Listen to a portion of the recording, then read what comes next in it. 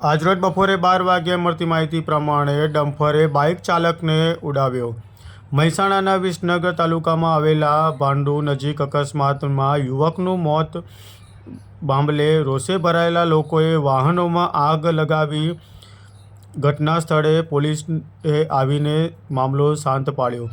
મહેસાણા જિલ્લામાં આવેલા વિસનગર તાલુકાના ભાંડુ ગામ નજીક હાઈવે રોડ ઉપર સહયોગ હોટલ નજીક અકસ્માત સર્જાયો હતો, જેમાં મહેસાણા ઊંઝા હાઈવે રોડ ઉપર ડમ્પર અને બાઇક વચ્ચેના અકસ્માત બાઇક ચાલક યુવકનું ઘટના સ્થળે જ મોત નીપજ્યું હતું।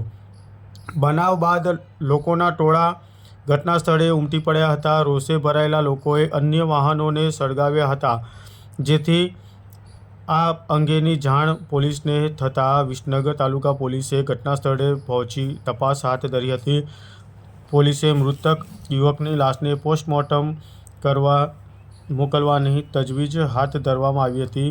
કોન્ટ્રાક્ટરના બાઇક અને ટ્રેક્ટરને સળગાવી માર્યા હતા। પ્રાપ્ત વિગતો અનુસાર વિસનગર તાલુકાના ભાંડુ હાઈવે રોડ ઉપર માટી પુરાણ કામ કરતા કોન્ટ્રાક્ટરના ડમ્પર અને બાઇક વચ્ચે અકસ્માત સર્જાયો હતો, જેમાં બાઇક ચાલક 16 વર્ષીય ભાવેશ રબારીનું ઘટના સ્થળે જ મોત નીપજ્યું હતું, જેથી રોષે ભરાયેલા લોકોએ કોન્ટ્રાક્ટરના બાઇક તેમજ ટ્રેક્ટરને સળગાવી બાદ તેમની જ ગાડી પર નુકસાન પણ પહોંચાડ્યું હતું। મૃતકની લાશને પોસ્ટમોર્ટમ માટે મહેસાણા સિવિલ ખસેડાઈ હતી।